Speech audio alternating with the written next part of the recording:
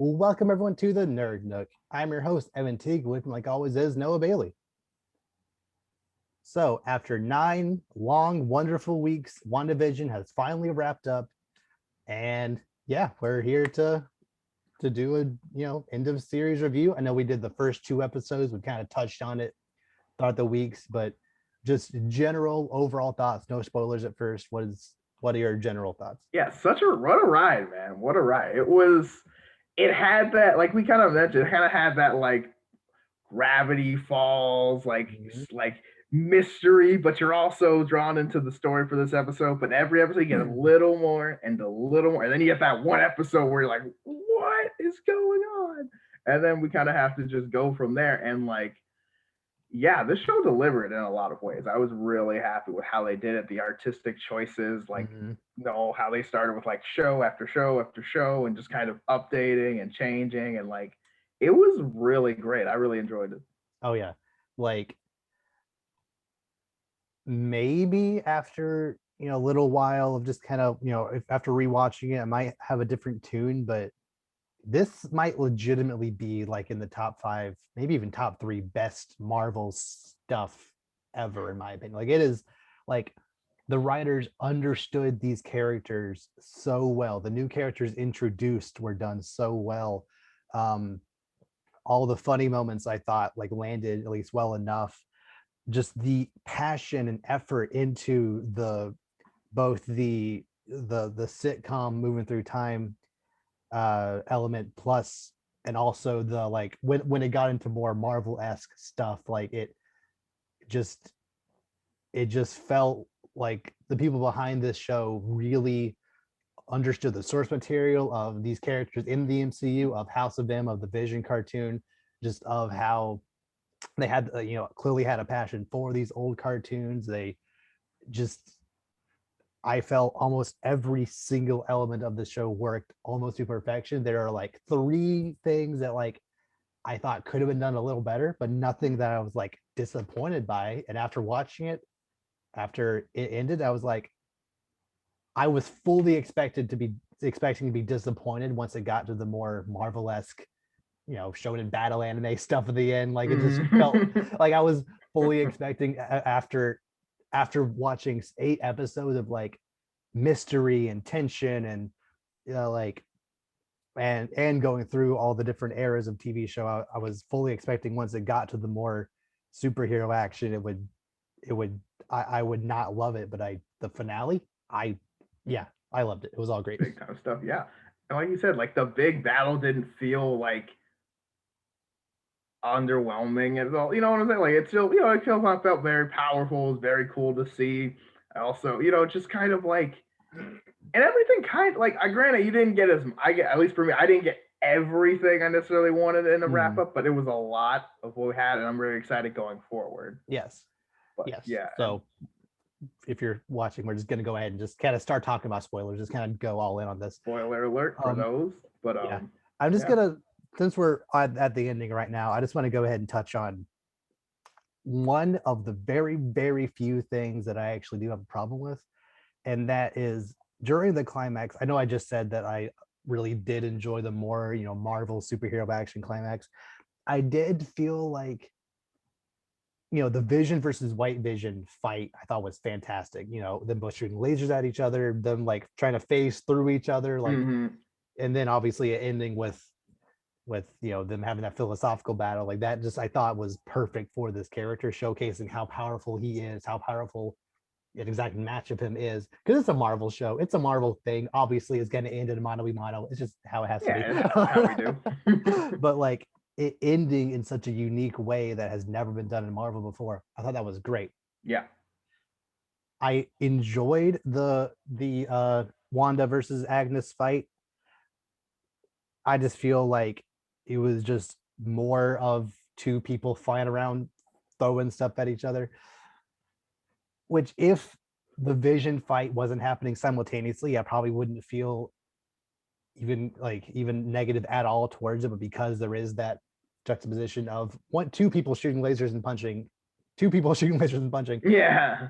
especially when these 2 people are witches, I kind of wish they had gone more into like, Wanda doesn't really understand how her powers work, so really all she knows how to do is mind control and shoot beams out. Maybe Agatha could, like, summon fire or lightning, or like just create stuff, just like do more witchy stuff. Mm-hmm. But she just kind of threw magic balls at her. Yeah.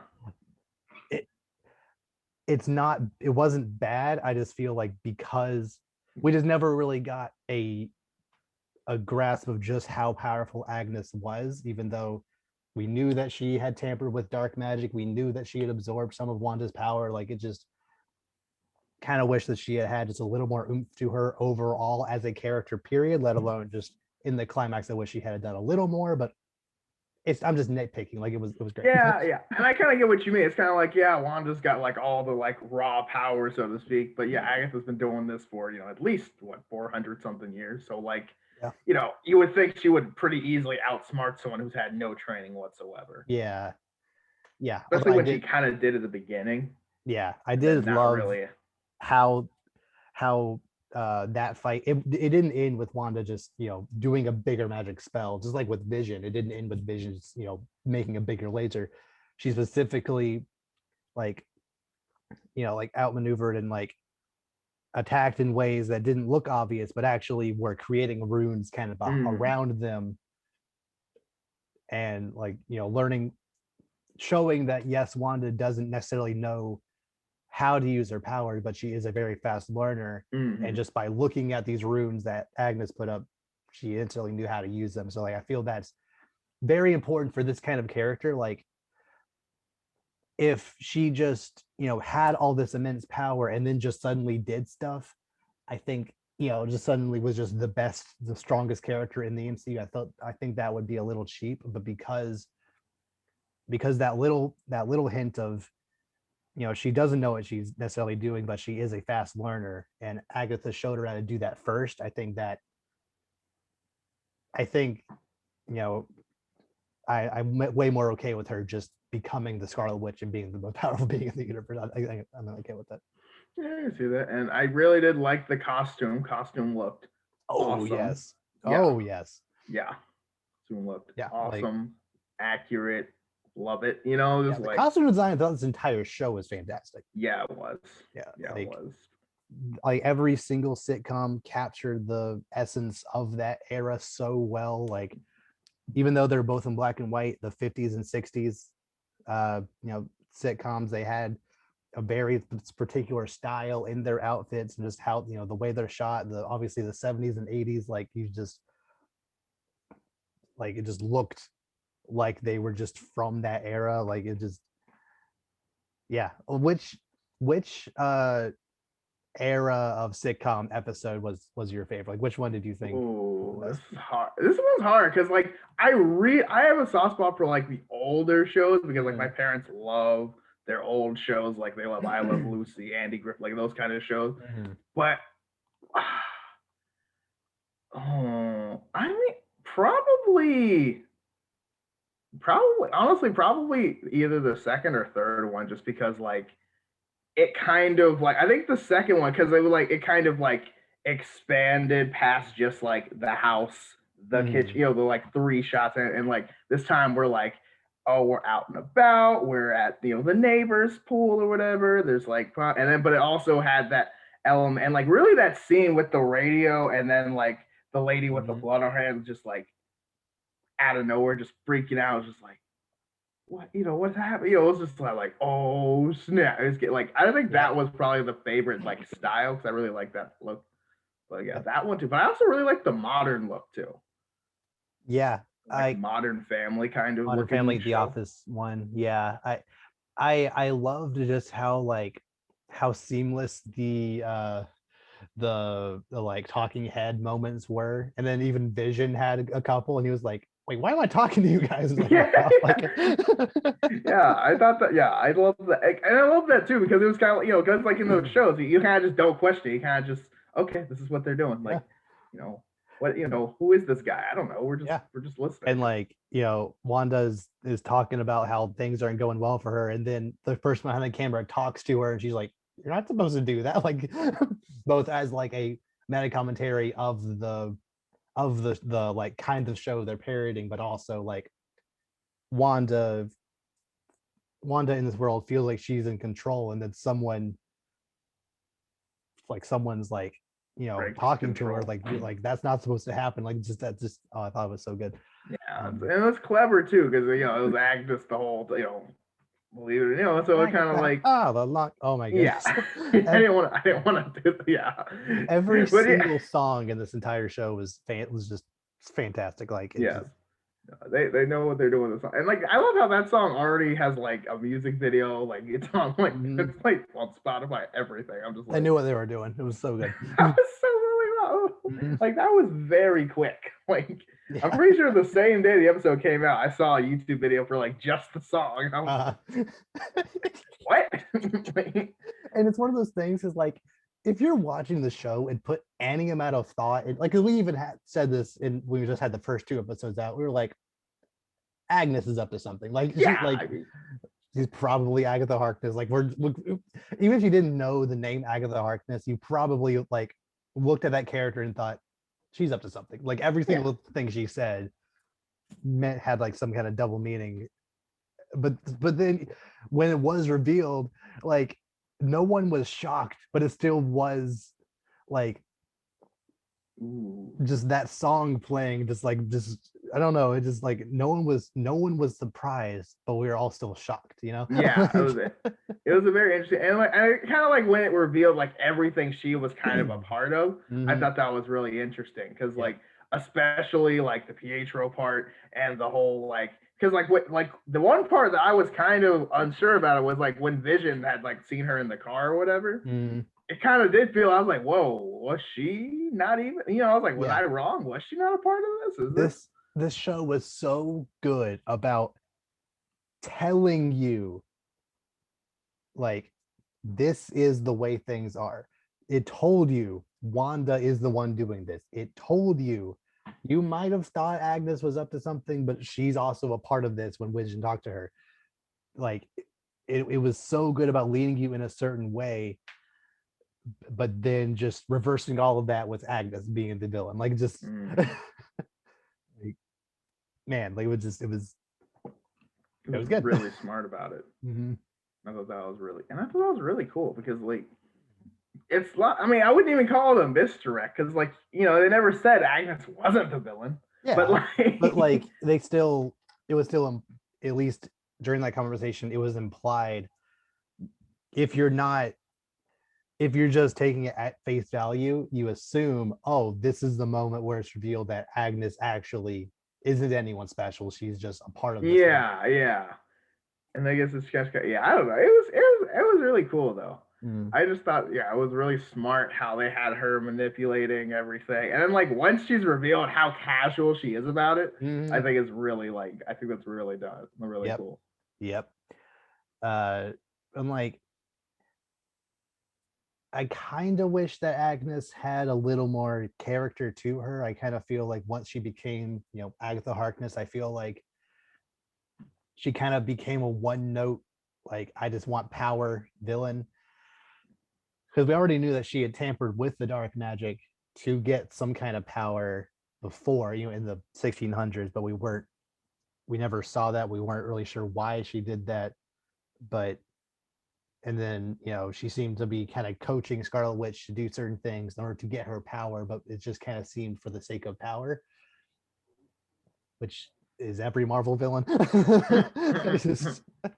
I kind of wish, because of just how strong the writing had been up to that point, for her character to just kind of become, oh, it's just another Marvel thing, is a pretty well done Marvel thing, but it's just kind of more of the same that we've seen before. I feel that could have been done a little better, but like, I don't like it's a Marvel show. Like I shouldn't expect that much out of it. I don't know. Yeah, especially like with everything else being just great, it's kind of like, oh, okay, come on, like granted the villain was pretty one note, no pun intended, but like like it just seemed kind of like, I mean, she is an evil witch. Like, what do you expect? How much? Yeah, but then again, I guess it's like yes, she is an evil witch, but also I feel like we hadn't had witches before in the show. We had sorcerers, but we True. haven't had witches before. So like that could have been a new opportunity for her to have some, crazy new motivation or trying to summon some, whatever, just like do something crazy with her witch powers instead of just, getting more power. Um, Also, I feel like because both her and Hayward were a little one note, Mm-hmm. I think both of them combined kind of by the time the climax rolled around, it was just kind of like, oh, both villains, they just want power, I guess. Yeah, it's not really. Yeah, they kind of seem pretty. What you see is what you get, more or less. Yeah. Like both of these characters, I was theorizing like someone is behind this, something greater is here. Like either Hayward is trying to recreate Ultron, or he is Ultron, or he's trying to create an army of visions, or Agatha's, obviously the Mephisto thing was slapped around everywhere, but obviously it didn't end up coming true. But we were thinking that Agatha was trying to resurrect Mephisto or resurrect somebody. That's why she wanted the power. But no, it just kind of seemed she wanted the power, and Because Hayward just power. wanted a vision just because. Yeah. Which the vision thing, I'm hoping that maybe leads more going forward, maybe. Yes. But yeah, I was a little disappointed that was kind of the motivation seemed kind of, especially when like they made one and then it was kind of like, okay, well, why do you need to go in there now? Yeah, I guess because they know that Scarlet Witch and that Vision are the only ones, theoretically the only ones that can take down their Vision. They're like, we need to eliminate the competitions. That way, like my Vision can be the only one. Yeah, I mean, I get it, but also it's like you're gonna go in there, like, yeah, that thing turned, that thing, that you could be a circus clown in a second. Like, you don't know how that's gonna go. Well, I don't think we've touched on this yet, but I adored the twins. Billy and Tommy were so good in this show. Like one of the very only times I can really think of where, like, even in Marvel, child actors are hit or miss. These two child actors hit. Like they're what, like 10, maybe 12. Like they were fantastic throughout the entire show. Then when the military does come in and Wanda turns them and be like, boys, handle the military. I like it. Like just casually being like, boys, you like, which they did. I mean, they did. Like she knows how powerful they are, so like she had no reason to worry. Just handle the military, and they did. You guys got it. There's just a couple Navy SEALs. You guys got this. Like, no big deal. Special agents, he'll be fine. Like, yeah. But yeah, White Vision absolutely is gonna show up in another movie. Oh yeah.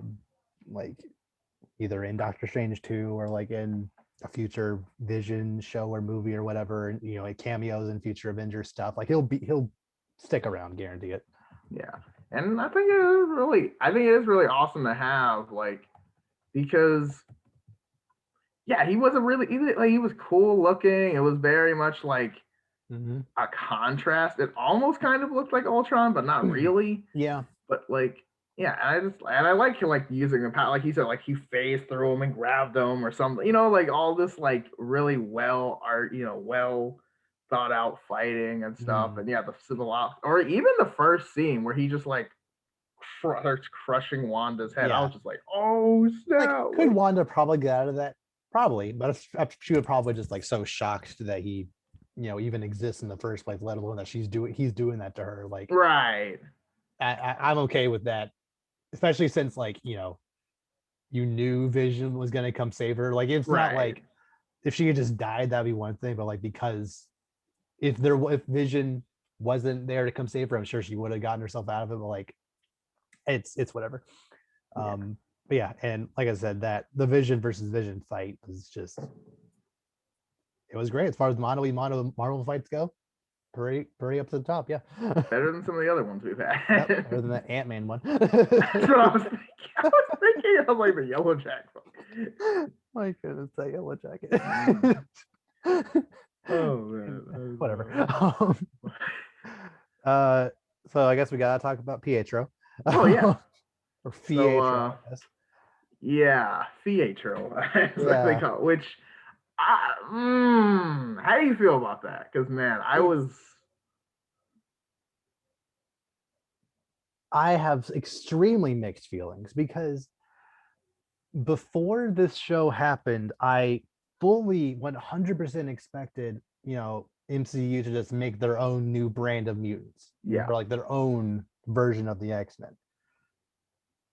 But then they get Evan Peters to play his character from, from X-Men the Apocalypse. X-Men movies, yeah.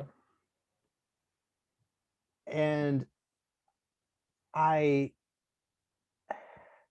and then also the fact that him and Wanda had such good chemistry. That's just, again, just props to the writing team. Like, they these characters who like realistically never actually knew each other beforehand, yet they still felt like brother and sister in the show. Like, it's just done so well.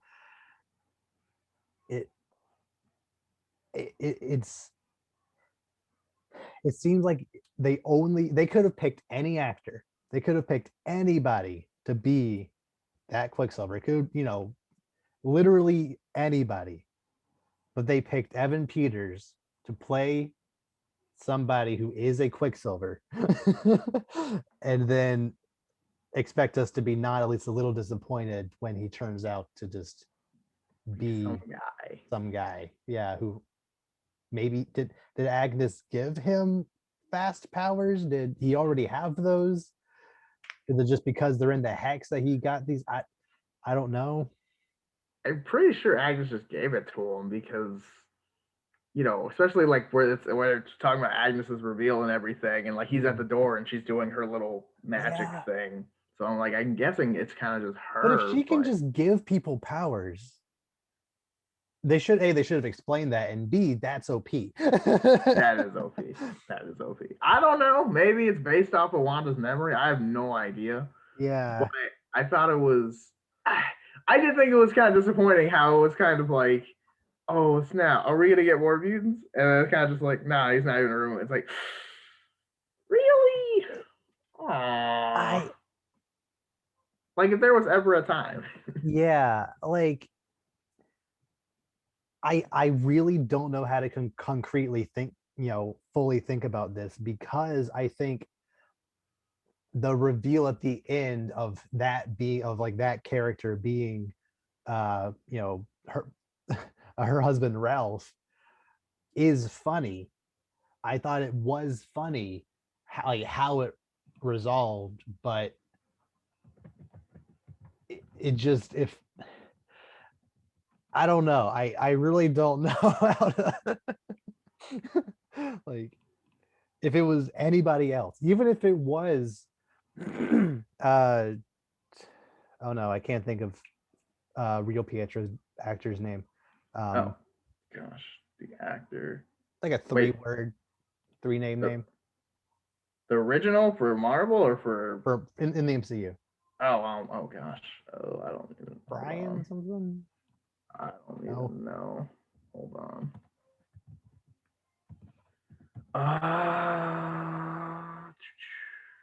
It's like Aaron Tyler Johnson. Yes, Aaron Yeah. Tyler Johnson. If they had just gotten Aaron Tyler Johnson, and then that ended up actually, like, yeah, like it were being revealed that, like, Agatha was just making him look like that or something, that'd be one thing. But they got the person who used to play Quicksilver, and then not actually be Quicksilver, and he probably won't be Quicksilver going forward. It's just, it's interesting. It kind of almost worked, but I don't blame people for being mad about it. Yeah. Yeah, because like that, if there was, because like that was they know that was a hard tease, like like Yeah, that.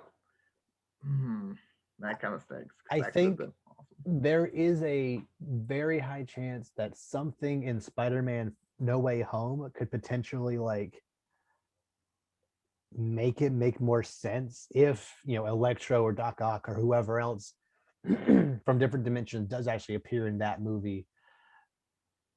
That could potentially lead credence to Evan Peters playing Quicksilver in this universe, making it not a complete waste. But I don't know. We'll see.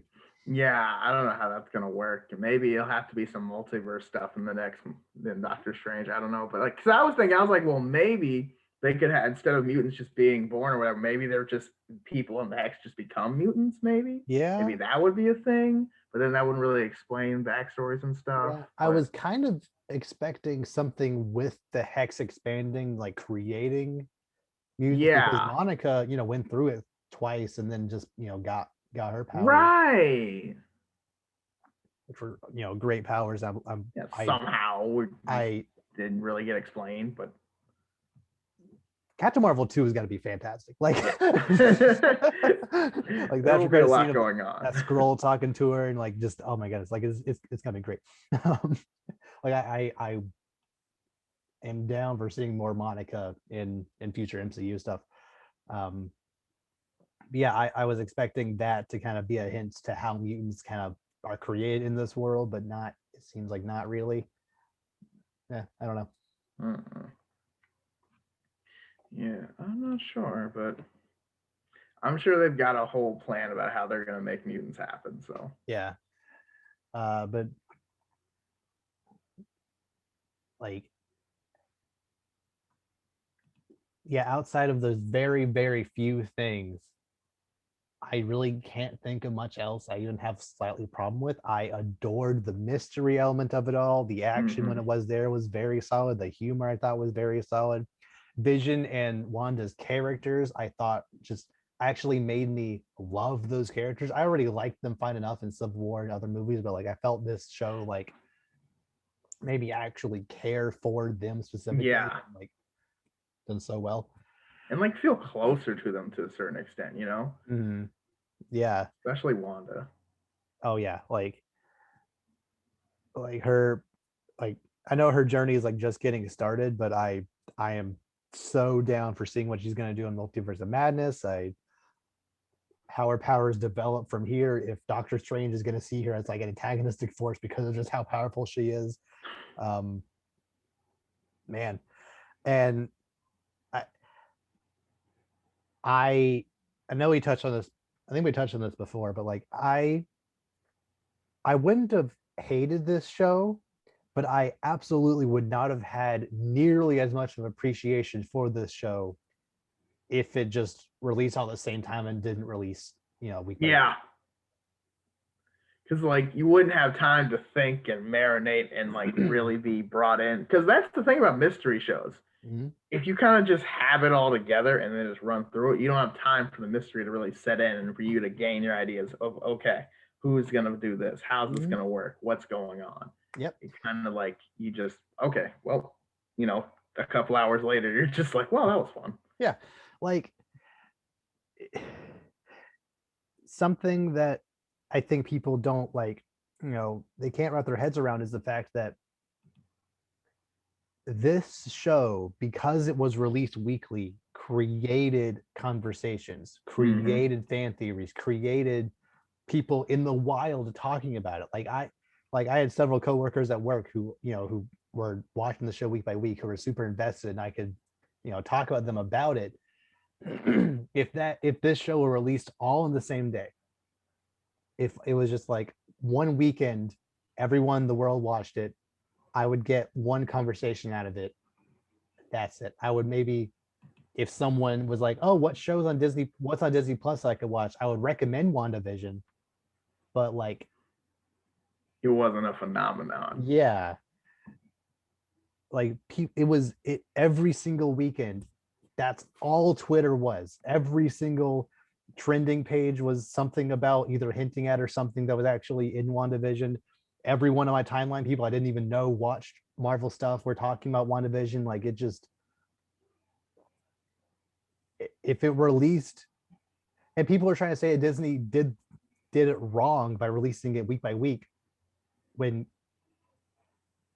they've been in the zeitgeist since mid-January. Like people have been talking about Disney Plus stuff since January. And if they released it just all of a sudden in January, like yeah, we might have gotten a week or two out of just like, theories and stuff on Right. YouTube, but like that's it.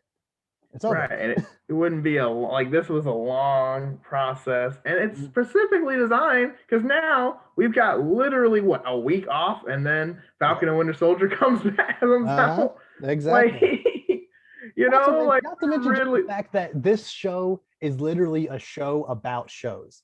It's impossible for this to just be a movie. There were legitimately people who were like, there were legitimately think piece articles that were like, nothing by like episode 7. Like, there was nothing about this show that convinces me that it couldn't have just been a long movie. I'm like, it's literally about TV shows going through the era. Like, how could you, if this were a movie, how could you go from, them sitting on the couch, episode 1, cutting to black and then fading back into a different era, cutting to black, fading back into a different era? That wouldn't, no. That's and bad. also too about that's like that the pacing would be terrible for that. Yeah. There would be no like, It would be a different thing if it were a movie. yeah, you would have to redesign the entire show. There's way too much going on. You'd have to cut half the story. Yeah. Not to mention it going week by week allowed everyone to rewatch it and just like reanalyze every single frame, watch those commercials again, which all of them were, man, that shark, the one with the like kid on the island with the shark guy giving him that yogurt, but he can't open it. Like, that's just, oh my goodness. Like, not just throwaway jokes. Those are some serious commercials. Just like, oh wow. Yep. But man, like, it just, they would have been idiotic to release it all in the same day. yeah, We'll see if that's the case for Falcon and Winter Soldier. I have a feeling that show is going to feel more like a movie split into 6 parts, but we'll see. It's definitely going to be very interesting going from WandaVision, straight into Falcon and Winter Soldier. The kind of the transition is going to be a little easier, knowing, after watching the finale being a lot more Marvel-esque than going into a more standard Marvel affair in Falcon and Winter Soldier. But like, it's going to be very interesting seeing how the general public reacts to Falcon and Winter Soldier after, being enamored by WandaVision for the past 1 week. Yeah, I mean, I think it has a chance to be the next big show. I think it's going to be a little less unique than WandaVision, so I don't think it'll maybe catch everybody's eyes as quickly. But still, I think it could definitely capture audience, especially with, we are still in quarantine more or less. So yeah, exactly. It's going to be probably the show to talk about over the weekend. Yeah. And yeah, I love how this show, it didn't do anything to like set up Falcon Winter Soldier. It didn't do anything to set up the next major Marvel show or movie. It kind of set up Captain Marvel 2, but that was mainly because a major character who will be in that was also in WandaVision. It ended with Wanda just like chilling in a witchy cabin, reading the book, and then like hearing her twins calling out to her in the ether. Like, that was a fantastic ending. Like, so crazy. Like, yeah, we know that her journey isn't over. She's still learning. She still is, she's still on a mission to find her kids. Like, she's not done grieving quite yet. Like, it's good. It was very good. Yeah, in the next movie, she might go find Doctor Strange to help go to a different dimension, get her kids, but in order to bring her kids back, she has to bring back a bunch of mutants, and then, we got X-Men. I don't know, but make it happen. Yeah. Or don't. It's fine. I'll watch whatever. Like I said earlier, maybe after, some time after watching more, like even more Marvel stuff, or like going back after a while and watching it all at the same time, my mind might change a little bit, but like, I would give this a solid 9.5, if not higher. Like, it is that good. Yeah, I mean, this show was great. The writing's really good. I love how it just perfectly, like, the MCU is just chucking right along, right? It's just like, we got plenty of it going on, and all the references add up. It seems like something that's definitely we're going to be talking about for a while. Yeah. This might sound like a weird take, but I legitimately believe that if Marvel had gone at the with the schedule they originally had, with Black Widow coming out last May, with Falcon Winter Soldier coming out in October, and then this coming out in January, I legitimately think the general reaction would have been very different to this show. Mhm. I think this might not quite make sense, but I think this show really shines because we haven't really had any Marvel thing happening for the past year and a half. And now this like new, weird, intriguing mystery, like show is just like, there's nothing like we've ever seen before comes out out of nowhere, and people are hungry for Marvel stuff, let alone something brand new for Marvel. I think it was the right time for this show. And it was great. And and kind of like what you said too, is like if we had it gone from all the action that's going to be in Black Widow, all the action that's going to be in Falcon Winter Soldier, and this show's kind of not really action based. Obviously, the ending you can, there's action stuff going on, but it's like more of an eerie mystery than like a butt kicking action series. Like I think that definitely, especially with this ending kind of with more action, and then that kind of leading into the next show, which I'm sure is going to be all business. Mm-hmm. So, I think, you got a point. Yeah, so many people would be complaining about just how boring it is and how nothing's happening. Oh, more sitting and talking, or it literally a wouldn't be sitcom, but okay. right. It's like it's kind of the whole point, but what do I, what do they know, right? But yeah, like there are just so many little tidbits, so many little elements that I just adore from this show. I can go on forever, but I think it's we gotta move on. Like I'm sure we'll talk about it more in the future as well, but like right now, give it a watch if you haven't seen it. So sticking with the MCU and mutants, apparently, according to an inside source, the X-Men is heavily being talked about being rebooted in the MCU with a new brand, like under the banner of just the Mutants. Interesting. Not necessarily called X-Men, whatever, but like the Mutants. Going from there. I don't know. I don't know about that. I have to see how they do it. Because I don't know. I kind of feel like if you don't call it X-Men, then it's kind of like, disrespectful to X-Men.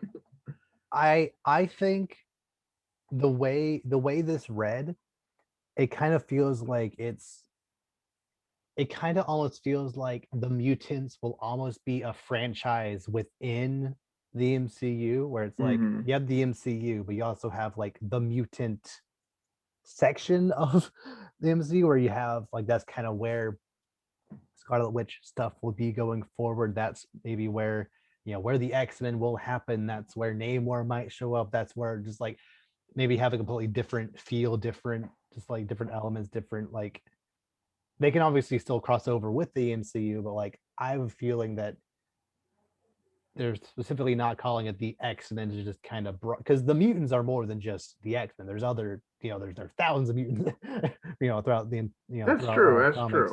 true. Especially since in this era, in the MCU, Billy and Tommy aren't technically mutants,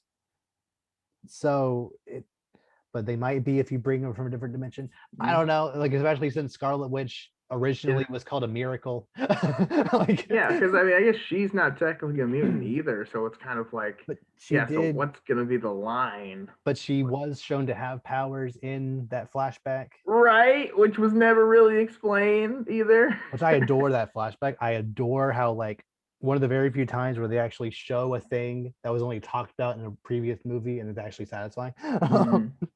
Like we know she had powers of some kind, and the Mind Stone just like enhanced them.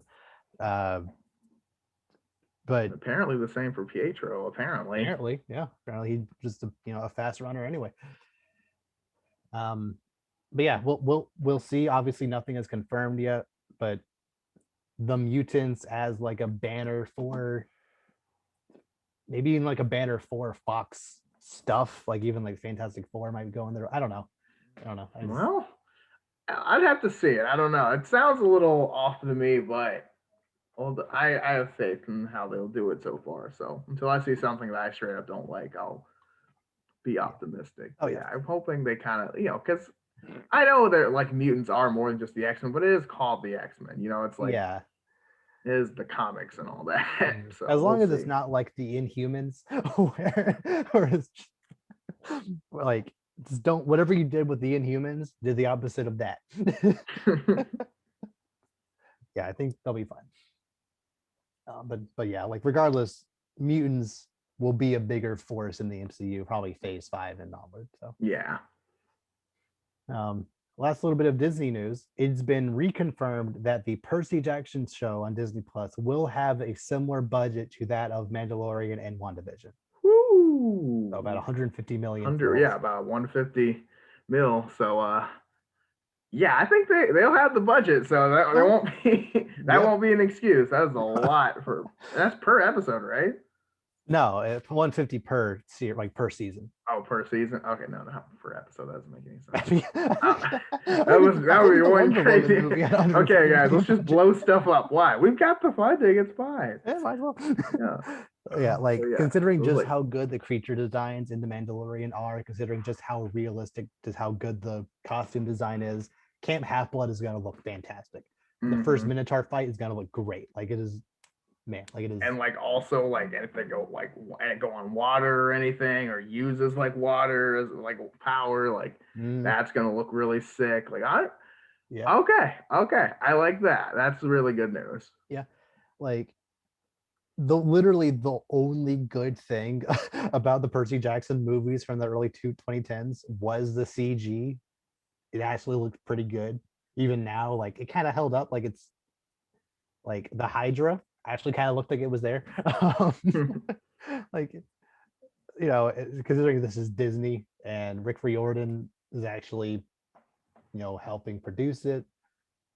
They're throwing as much money as they can at it. Like, it's gonna be good. Yeah, we'll see. It'll look good, that's for sure. Now, so you can have all the budget in the world, but I don't know how it's gonna do about the writing. So we'll have to see. Yeah, like I said, with Rick Riordan actually spearheading it, I think he knows what he's doing when it comes to his own likely. So, how do I even tackle this next story? So moving away from Disney. So a couple of days ago, how do I like, there's no way to just say it. Okay. So for some stupid reason, a couple of days ago, if you were to go on to HBO Max and try to watch that stupid Tom and Jerry movie for several hours, I think it was on Monday of this past week. Something like that, yeah. Instead of the Tom and Jerry movie, the entire Justice League, all 4 hours of that was just available instead of Tom and Jerry. Yeah.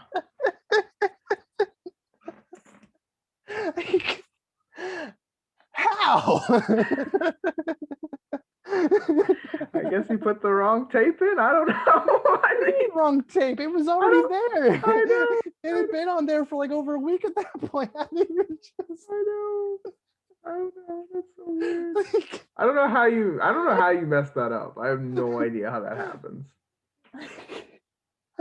And for like a while, it wasn't for like, it was like hours. Long enough for like, a significant number of people to have already seen the whole movie. They've seen it and like the whole movie. So it's just like, now, spoilers are probably going to be everywhere, because it's still got a week till it comes out. So like a week from today, like, so like, spoilers are probably going to come out and, oh man, yeah, I don't know how you let that happen. Like, that can't just be an accident. You don't just accidentally put a different movie on top of them. And yes.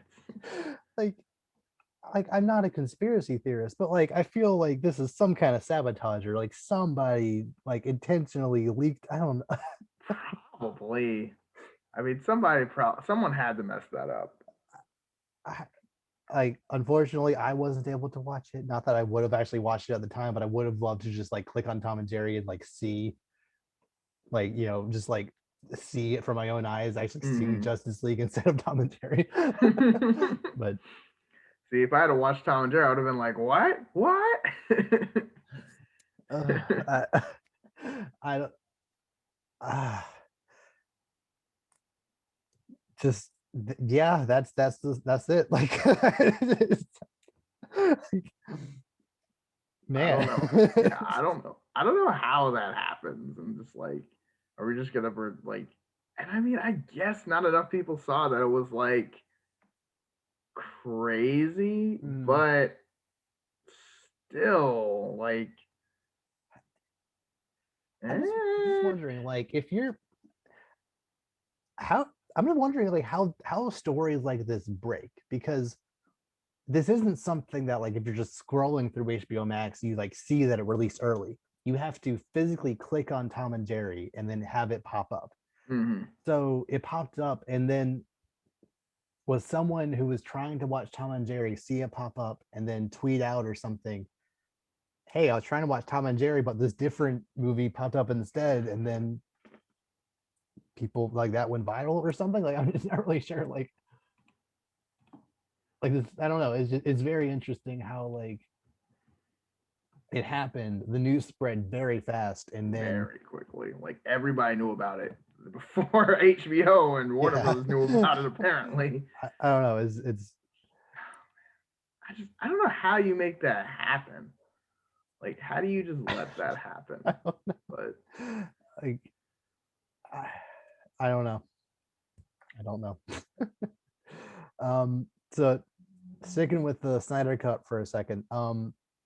So this movie is still technically split into 6 different chapters, and we actually know the names of each individual chapter. oh, they have names. Oh wow. Yes. Do you want me to go through the different names, or do you care? I mean, yeah, go right ahead. Go for it. Okay. So chapter 1.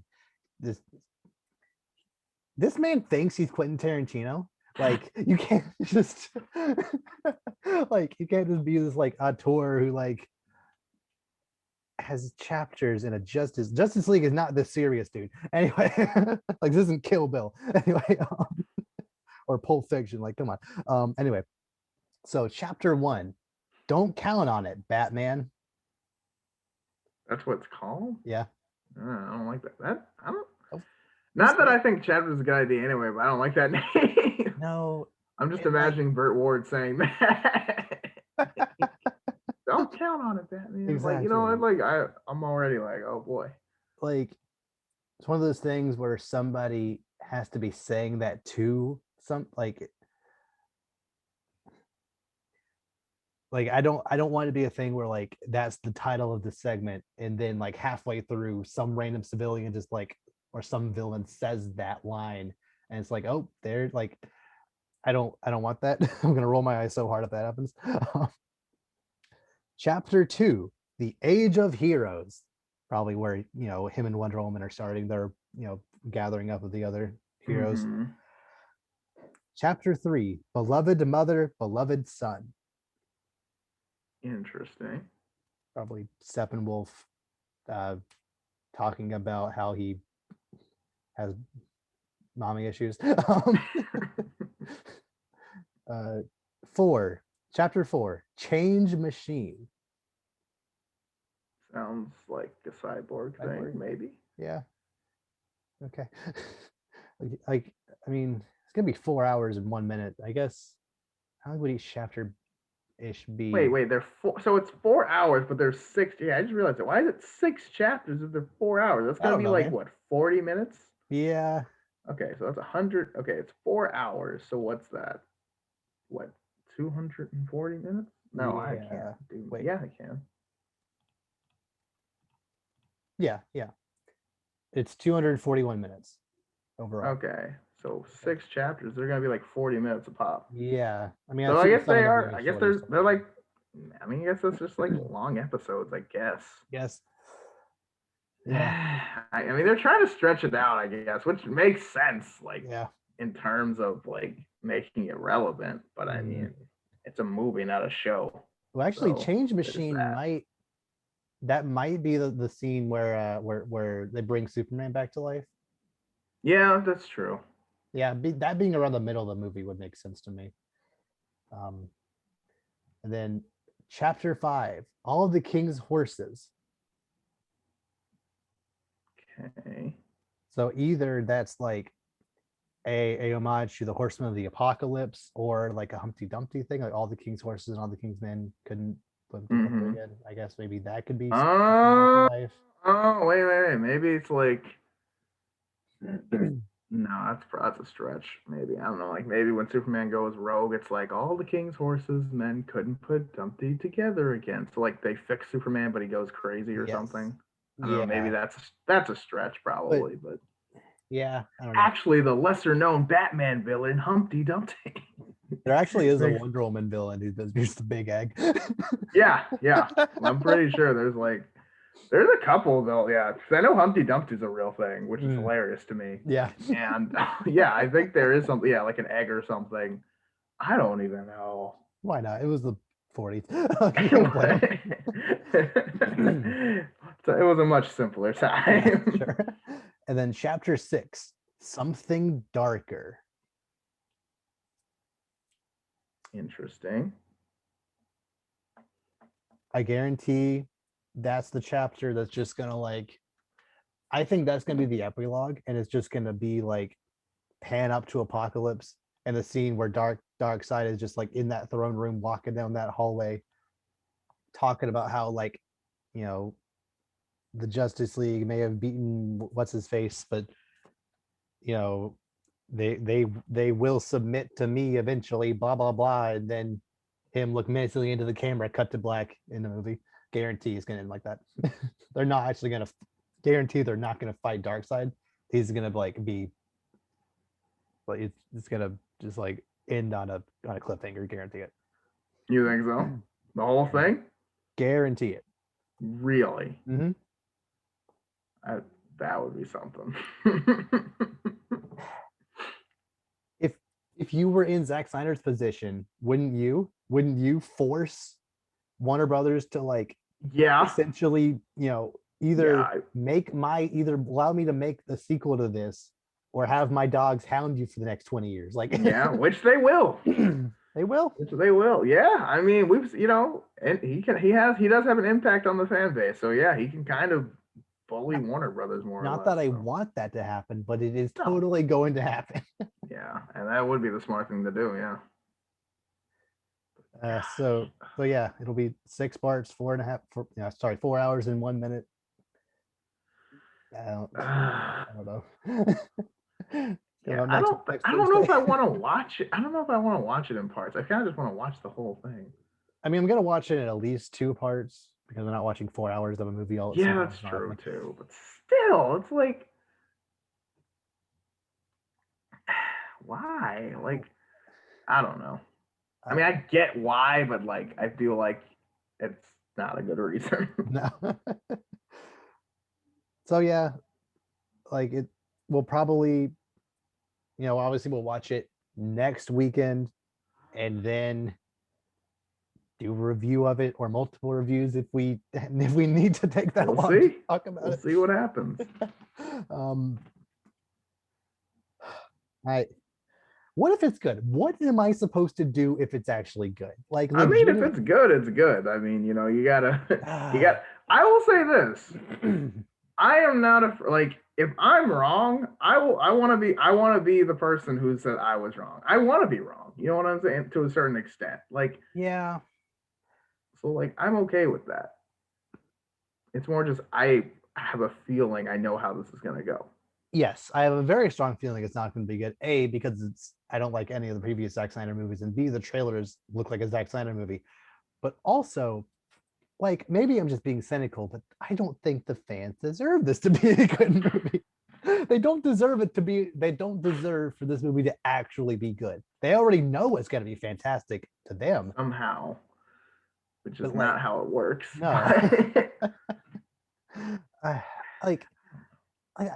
In saying that, I feel bad for Ray Fisher and Gal Gadot and all these other, all the other fantastic actors who were in the movie.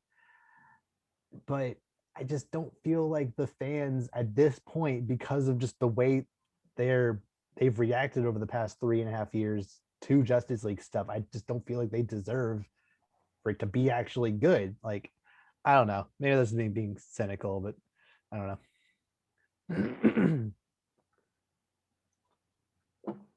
Like, And I guess my thing too is like, what is this real? You know, it's like I don't really, I don't know, man. It's just weird. It just feels like the definite. You know, it's like it's so weird how like Warner Bros. They're like, and you know, like because even like Wonder Woman too. We all kind of talked about. Most people agree was a miss.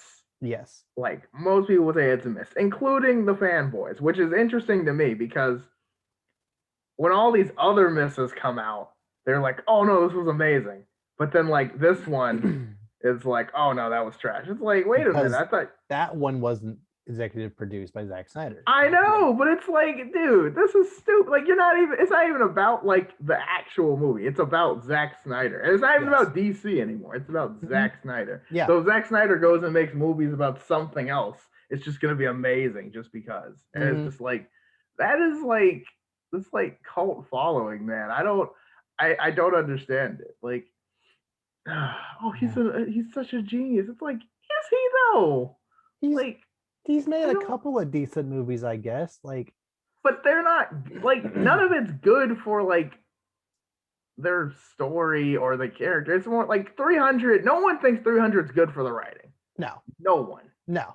Like no one was like, you know, I was really compelled by like you like 300 because it was a bunch of people killing a bunch of other people. Yes. That is it. Gerard Butler killed that movie. Like, he owned that movie. Yes. If it weren't for Gerard Butler owning the role of Leonidas, wouldn't have even been close to it was good.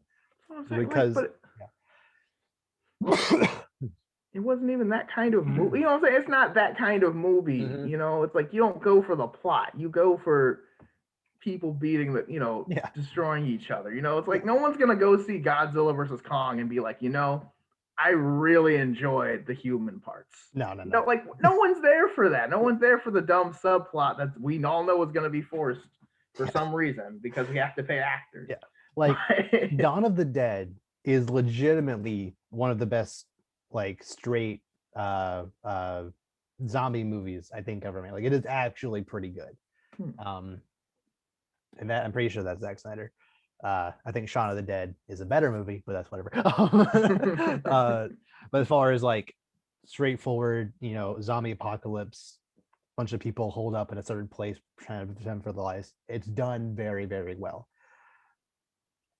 I think, and that was, I think, one of his first movies. I don't think he's made a movie even close to as good since. And have you ever seen the movie Sucker Punch? Is that the one with shoot. I know that name, but I don't remember. I don't know who's in it. I don't remember who's in it. It's like, look at that real quick. Oh gosh. Okay, maybe I don't remember who was in it. It sounds. I'm saying, oh, Vanessa Hudgens in it. Really? Really? Okay. Yeah. I'm trying to think. I'm like. It feels like a movie. Oscar Isaac apparently is also in it. Sure. It sounds like a lot of other movies, but I don't remember it. No, you know what I'm saying? Like, you know how it kind of. That's correct. It kind of feels like. Go ahead. It's a movie about like these women who, I don't even remember, they're like trapped or they're doing something together. They're like dancing or something, and then like it essentially like they're doing something, and then it kind of like morphs into this like dreamlike state of them all being in this like these like different kinds of movies. It almost feels like a very like a 2-hour music video where they're like, oh geez, they're like black and white. I don't remember. I don't even remember. It's a huge jumbled mess. Oh, it's a huge jumbled movie mess. Bombed at the box office. How much? Okay, with an $82 million budget, how much do you think it made at the box office? 30. Not even. No, I'm just kidding. No, I'm just kidding. No, I'm just kidding. Okay. I'm just kidding. No. What? Apparently it made 90, but still, like, goodness gracious. Like, oh man, that's like no, if it had been 30, even I would have been like, I remember the commercials for this looking so confusing, looking so jumbled, like it again, like Zack Snyder made that movie. Like it just Yeah. doesn't. Yet the fanboys just kind of forget that movie exists. They're like, Watchmen and Man of Steel. That's it. Like no other movies exist from him. Like I don't know. It's interesting how these, and every director can have their misses. It happens, but like when Sucker Punch, what's the IMDb? What's the Rotten Tomatoes score on Sucker Punch? 22. Hmm? 22. Okay, yeah. So, Checks out. yeah. That checks out. Yeah, no. Yeah. I was looking, I was like, oh wow, that you like, oh wow. The like review says that. Oh, never mind. No. Goodness gracious. Wow.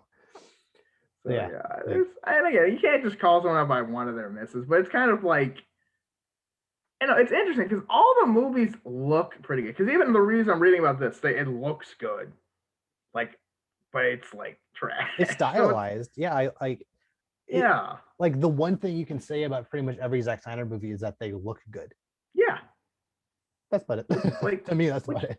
Yeah, but see, that's why it works with a movie like 300 because you're not worried. You're more worried about just what's going on, like visually. Like they're just a bunch of fights and crazy blood and stuff. Like you're not really worried about the internal struggles of boom, boom, boom, boom, boom. It's like you just want to see what's going on, which is why I think Zack Snyder is very good in like those kind of movies because they do look good. But when you're trying to go into like, oh, he's so smart writing the psychology of all these characters, like he missed all of the point of Watchmen. Like he is so good about taking surface level the visuals of the comics and putting them on the big screen. Like I mean, I don't love how Batman looks in BVS, but like he still looks fine. But like as far as like surface level visuals and like very, very surface level themes, sure. But when you break it down to like actual the message and meaning behind why these comics were made in the first place, like the HBO Watchmen show is significantly better because it actually delves into the themes of what the original movie and the original graphic novel was about. Whereas Zack Snyder's movie just kind of put the words on the screen and even took out some of the very important parts that just kind of didn't, that because you took out those parts, kind of ruined it a little bit. Whatever, it's fine. Sounds familiar. Yeah, exactly. He kind of just takes characters that are. Well, I think one of the reasons it wasn't as big a deal with Watchmen is obviously the Watchmen. Wow, good characters like not. They're not Superman and Batman as iconic, and everyone on the street knows who that is. So I think it was less of a notice as a big sin in that regard. But when you take Batman and Superman, just kind of completely miss the understanding of the character. It's kind of like people are gonna notice, people are gonna, it's kind of like when the Guardians of the Galaxy, when Star-Lord is basically just Chris Pratt playing a Marvel hero. It's like no one really notices because, like, can you tell me what Star-Lord was like before that? Because I don't know. Exactly. So like you don't get mad about it. But if you take, but when you take, the most obvious, Batman and Superman, the most iconic superheroes ever, everyone pretty much knows how Batman and Superman act, and then you kind of just redo it the way you want it. People notice and they're like, what is this? No one cared when Batman killed in the 80s.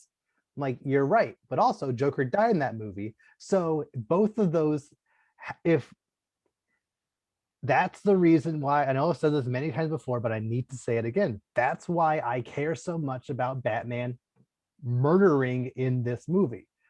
If Joker is alive, Batman cannot kill. Because Joker died at the end of Batman 89, whether it was an accident or not, whatever, he still ended up dead at the end of that movie. Therefore, Batman killing, I'm okay with it.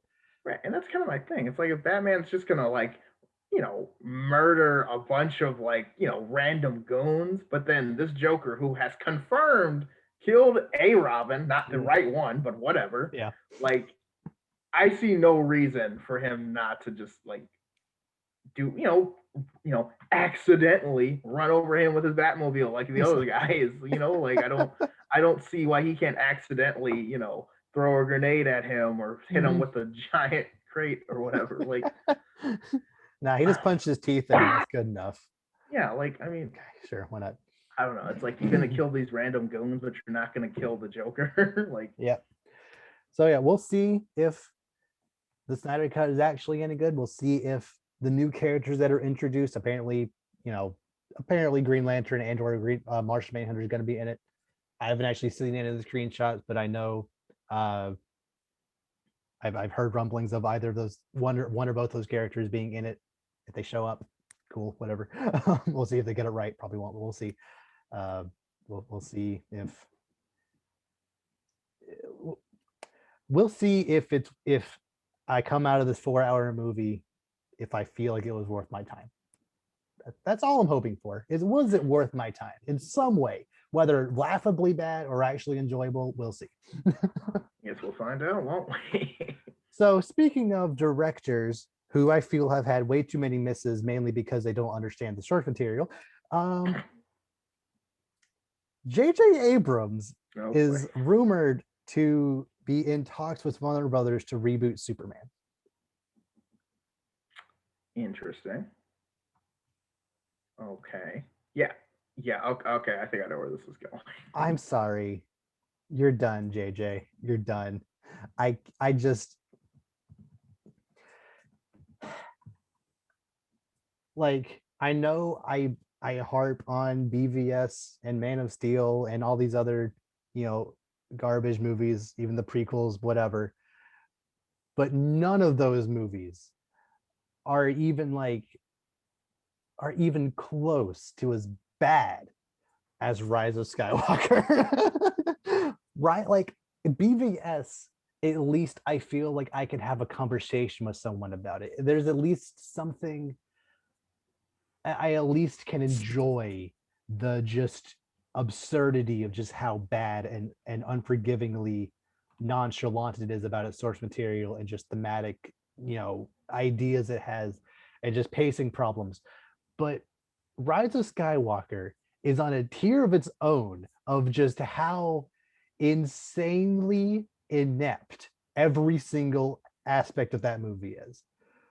So to hear that he is the next one on the docket to try Superman. Obviously, the Superman and Lois TV show is apparently actually pretty good on CW, but as far as movies are concerned, for J.J. Abrams, the guy who definitively ruined Star Wars as far as in the pop culture zeitgeist for the next, or at least outside of the Mandalorian, really.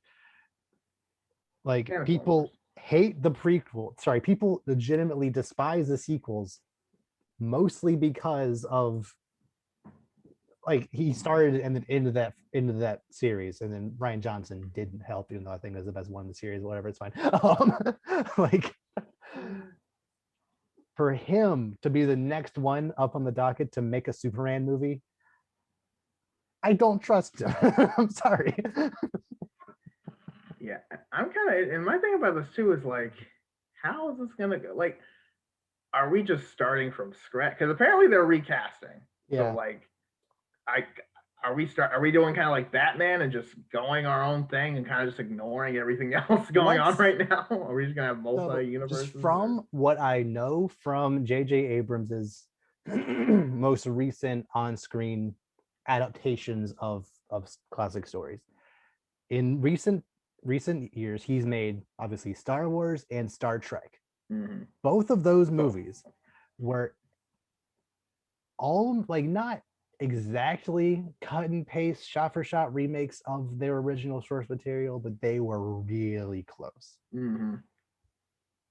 You can't describe one without really describing the other at the same time without trying to. If you're just trying to describe the basic plot elements of Force Awakens, you're 2 words removed from talking about New Hope.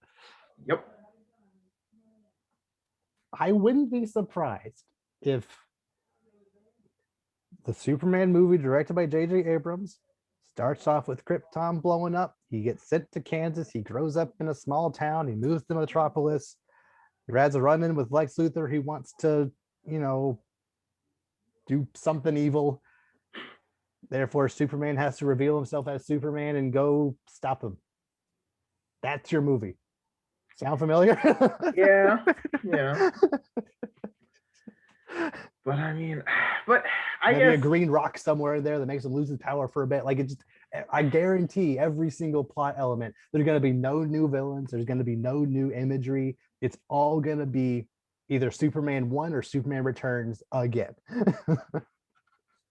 yeah, yeah, probably because we gotta make because it's like it has to be a baseline the fans can be familiar with, Mhm. i.e., copy and paste the Yep. movie. Like that's something I appreciate so much about Matt Reeves as the Batman is that, like, yes, we've had the Riddler and the Penguin in previous movies, but they're not like staple Batman villains. They're Yeah, not it's like been like the top three you think of when you think of Batman villains. right. It's been like 30 years almost because I know since Batman Returns and like Yeah.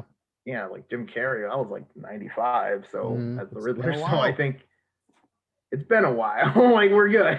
hmm So, plus they're probably going to there's some hints of Court of Owls stuff in there too. So, like, Yeah. it's taking from many different source materials and not just we're going to do Dark Knight Returns again. Like, no. Again. Or just not even just the Joker again. Yep. It's like I know the Joker is the best villain. He's awesome, but he's been Sure. in literally everything, every Mhm. video game, every movie, every TV show. Like, bro, we Yeah. get it. So, I would adore there to be a Superman movie that had Brainiac or Mongol or Parasite or even Gorilla Grodd as a Superman villain. I think could work pretty well. Like, Yeah. just there are so many other better options. And I love Lex Luthor, but he's way overdone. He can be around, but not like the main villain. Right. I think that's Or how they should do it. or Zod. Like those are the two that have been in every single Superman movie. just it's just I don't want this movie to just be another, either Luther or Zod. That's their movie. Maybe I don't know. Yeah, I like what you said. Like, I think Luthor can be in it, but like, yeah, don't make him the villain. Maybe he's just around and is like observing. He could Mm, be a thing. He maybe even help. I don't know. Like, like, yeah, but yeah, don't make him like, wow, Lex Luthor is the bad guy. like I think Yeah, Mongol could potentially be a kind of decent like first movie villain for Superman because he shows up on Earth being like, "Show me your greatest champion," and then like they throw the military at him. He just Rex the wipes him out, and then it's like, "Okay, your planet's gone." And he starts trashing stuff, and then Superman's like, "Well, I guess I gotta stop him," and then he stops him. Like it wouldn't be very you know hard to make that. It's not like it's a thematically interesting story. It's not like it's even that much different than Zod, but at least it's a different character. Mm-hmm. Yeah. Yeah, I don't know. It's just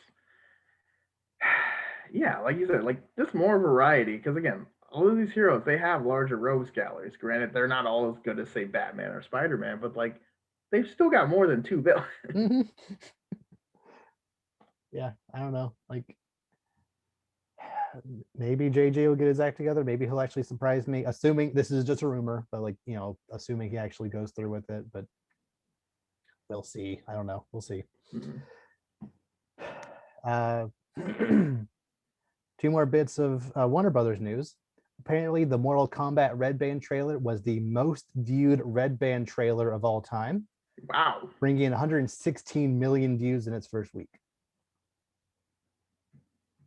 Yeah, guess where people were like, you gotta watch that. Yeah, it was a Yeah. good trailer. Yeah, no, it was a solid trailer. Like, it was a really good trailer. Anyone who's played Mortal Kombat was like, yes. Mhm. That is correct. So And I think that those numbers kind of show you. I legitimately don't think those numbers would be that high if it weren't as accessible as it's going to be. If it were just going to be in movie theaters, I don't think as many people would care. But because they're like, oh, I have HBO Max, so I could potentially watch this movie in April. So they watched the trailer and went from there. yeah.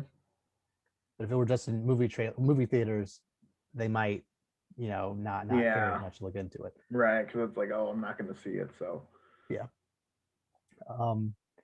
And last bit of news, Godzilla versus Kong will be an hour and 53 minutes, making it the shortest monster movie in this franchise. Hmm. I say good. I say keep it short, keep the fights to be the focus of the movie, have those last as long as possible.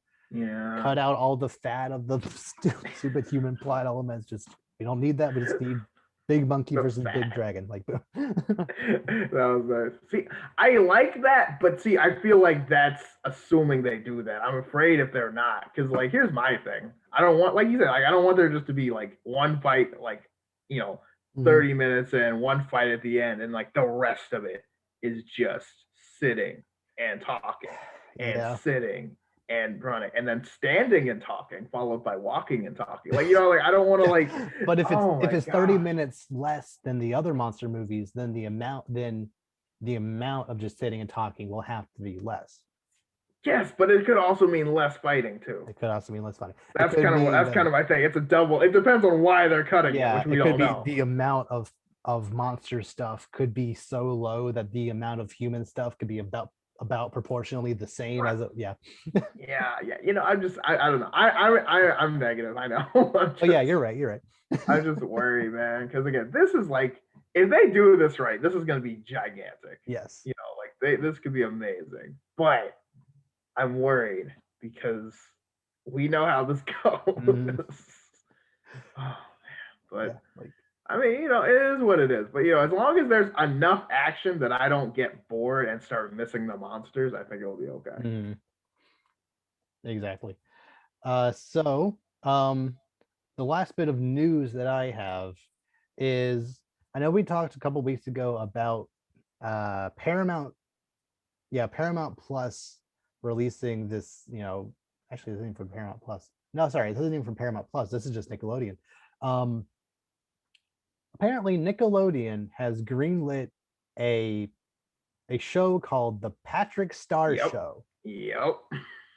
Which is apparently going to be a Patrick Star late night talk show similar to like Stephen Colbert or The Daily Show or something like that. But it's Patrick. Yep. Kill me now. That's what I had. It's like, can you spell train wreck? Because man, this I heard, my brother showed me this and I was like, please, this can't be real. He was like, I'm sorry, it is real. And I was like, oh no.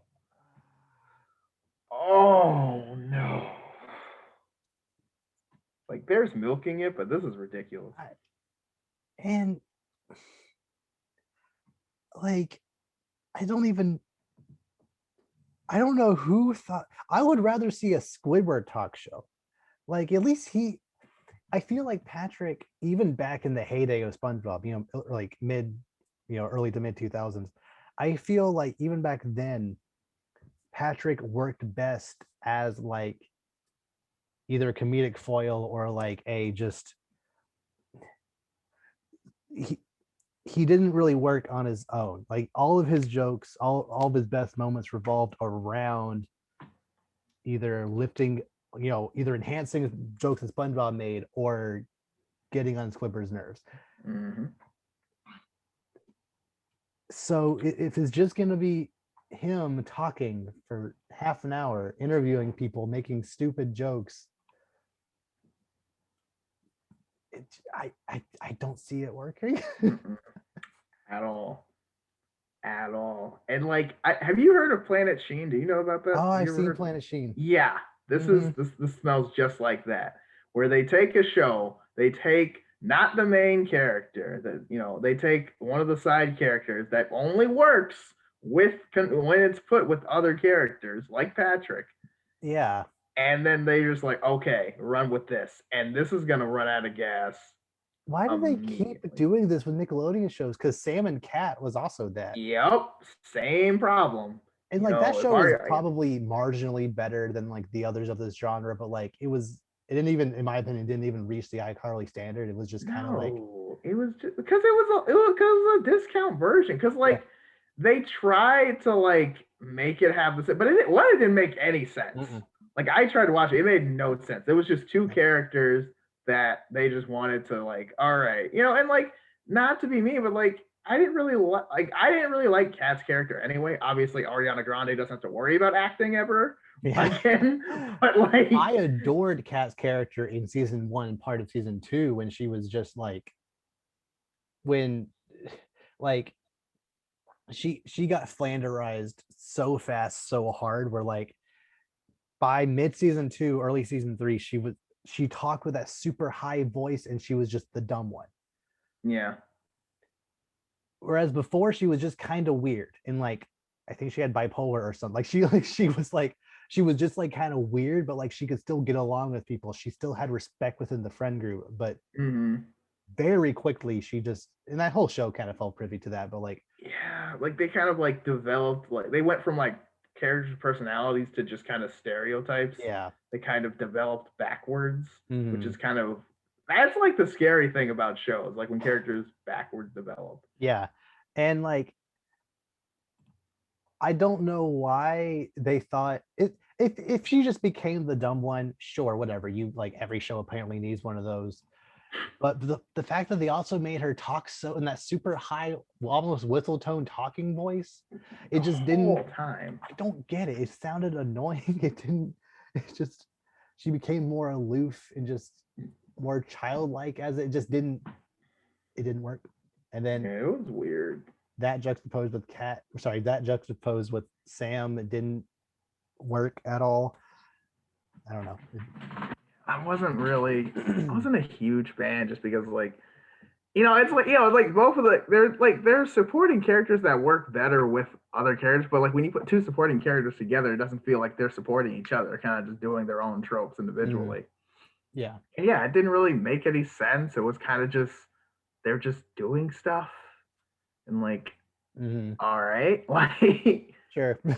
I don't know, it was weird, but yeah, but that's kind of the vibe I'm getting from it. It's like, oh man, they're like, it's just, they're just out of ideas, but they don't want to go home basically. Because like no one, first of all, SpongeBob, you could have retired SpongeBob almost 10 years ago, if not more. You Like, could have retired it 15 years ago. No one. yeah, that's honestly true. Like you could have retired. Like you don't even have to make new episodes. No one would care if you just kept running the same ones. Yeah. And like the thing is, they're still going, and it's like, dude, let it go. It's over. The new movie coming out. I think that new movie came out already on Paramount Plus. Again, who asked for that? It looks pretty. Like the CG animation looks like SpongeBob in like 3D animation. Like it looks, kind of keeps that same general vibe and feel of the show, but like, yes, but I don't care. I don't know. I mean, SpongeBob only really. I mean, the first movie was super good. That's all you really needed. You didn't really, and that you kind of taint that when you make all these other movies that are just kind of there. Yes. But I don't know. It's Nickelodeon. I mean, I think they know that the days of streaming services is taking over. But I mean, yeah, I don't like this idea at all. No, not really at all. Maybe it'll surprise us. I don't think it will, but I very much doubt it. But anything's possible. So moving on to the last topic I have. We already did this a little bit earlier, but I just need to make some more Snyder snarks. This one, I've kind of had this in the back pocket for a little while, but I feel like I just need to get this off my chest. And I think we probably touched on this topic before, about the numerous times we talked about BVS. I'm sure we touched on it before, but it is insane to me that in BVS, Batman and Lex Luthor both have the exact same goal for the exact same reason, and they never talk about it. Those two characters never discuss the fact that they both want to take out Superman because he's a being they don't understand. They interact one single time at that party, and Batman, like Bruce, just kind of brushes him off and goes his own way. That is a very good point. I didn't think about it. Yeah. Batman steals the kryptonite from Lex Luthor, but literally all Batman had to do was to go to Lex Luthor and say, hey, you and I both want to take down, or vice versa. Hey, you and I both want to take down Superman. Let's work together. Obviously, like let's say Lex Luthor goes to Batman. He's like, I'm obviously not a physical match for the guy, but I have the money and resources available, and I have something you could use to beat him. Then he gives Batman the kryptonite. Then Batman goes to fight Superman. But instead, it kind of boils down to Lex Luthor wanting both Batman and Superman dead for no reason, even though the part where him wanting to kill Batman appeared literally out of nowhere. It was just, I want you, Superman, to go fight Batman for me. Why? That was never brought up before now. If you had just worked with him, then you easily could have taken him out. But because just I don't. Because reasons. Not that I'm rooting for Luthor, but like it's so weird that Superman and Batman both have the same goal, yet they never talk about it. Like you said, that could have easily, and that would have kind of although it would have been weird for Batman and Lex Luthor to work together, it would have made sense why there were more fighting. Mm-hmm. Instead of just because Luthor, especially because they end up fighting because of Luthor anyway. Yeah. It kind of feels like they could have at least kind of made that add up a little better. Yeah. And like, especially since obviously this Bruce has kind of gone down a dark turn, and also Lex Luthor hasn't been found out to be the villain yet. Like he just kind of, apparently just kind of, started doing stuff in this world. So I could easily see Batman not knowing that Lex Luthor has any kind of bad, super evil intentions and wanting to work with him, and then making it that much stronger when at the end of the movie, Batman, goes to Lex Luthor's cell, intimidates him, and decides not to brand him. It's like, we both work together to try to take down Superman, but it turns out that like you're actually the bad guy here. You know what I've done to bad guys, but I'm better than that now, and decide not to brand him. Just that little bit of connective tissue would have made this movie so much better. Yeah, I mean, it would have made it a little better, but probably not really. But also, it would have also like the fact that like Luthor was kind of like manipulating Batman kind of throughout with him writing those on like that newspaper on those checks, like, you let your family die. Like, how on earth did that trigger Batman? Like, how on earth did that,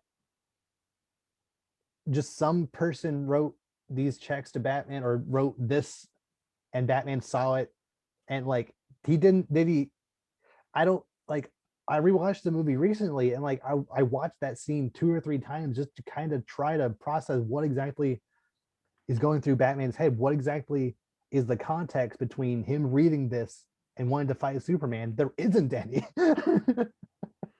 Because we're in the third act. We need to fight. we need to kick that off. If they had just worked together from the start, you could have skipped that scene entirely. And I don't know. I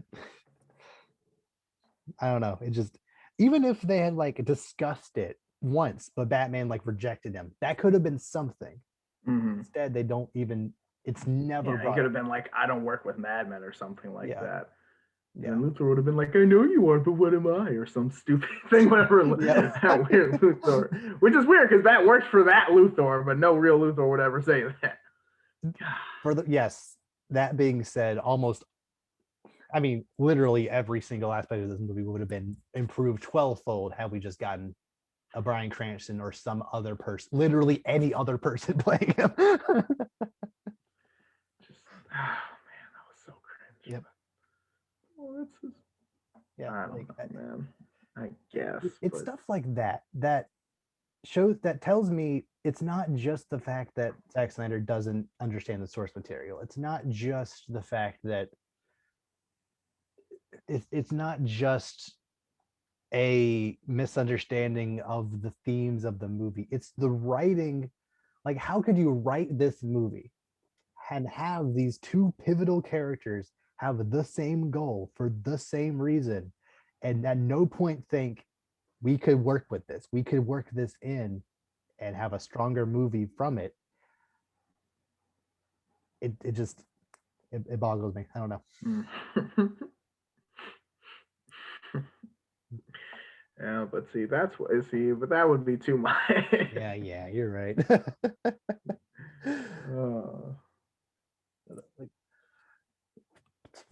the stuff like that makes me legitimately think that the Joker scenes and Justice League are not going to be Dumbo.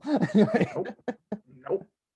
Well, it's not, but it's going to be fan service because we just need more Joker now because Joker now is amazing. So apparently.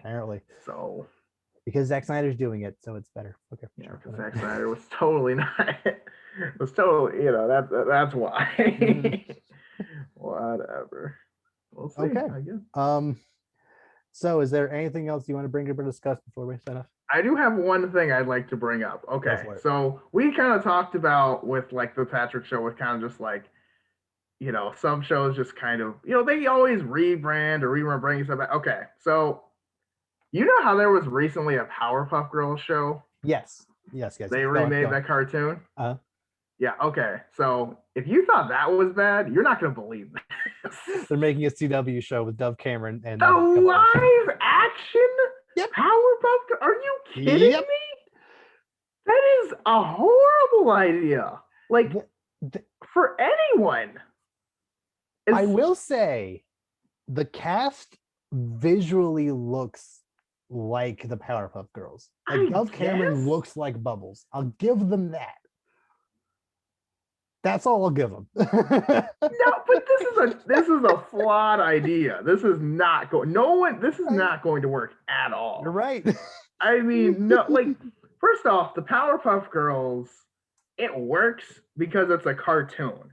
They're little girls that have basically all of Superman's powers and fight Godzilla-sized monsters on a daily basis. Yes, that is objectively hilarious. Like, there is no way.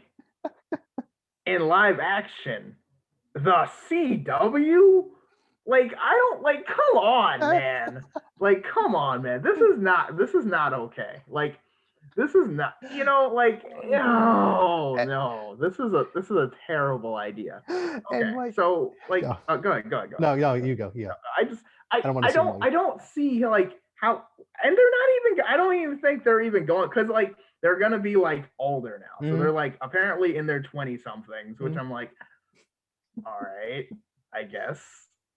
Okay, so it says that, basically, it says they are delusioned 20-somethings who resent having lost their childhood due to crime fighting, and will they agree to reunite now that the world needs them more than ever? Man, do you smell trainer? Like, I smell this, like, I don't, because, okay, like, how is this gonna work? I mean, are they just gonna, like, fight giant monsters with really bad effects, and just most of the show is gonna be, you were always the bossy one, you were always the mean one, and oh my gosh, we're all older now. It's like, oh man, and like, I don't get it, because, like, who asked for this? No one. No one asked for this. This is not a good idea. Like, you don't need the power. Now, if this was totally spies, this would be different. I think that would actually make more sense and could work. I don't think it would be amazing, but it would be much more feasible. But the Powerpuff Girls, I'm like, no way. Because the entire premise of the show is not going to make sense for a CW. Like, they're not going to be able to do that at all. I have so many issues with just the premise that you read. I was always under the assumption that these like, they weren't, like, born and they had powers. They were created, and when they spawned, they were already, like, 8-year-olds. Like, so I was just under the assumption that they would just kind of stay that age forever.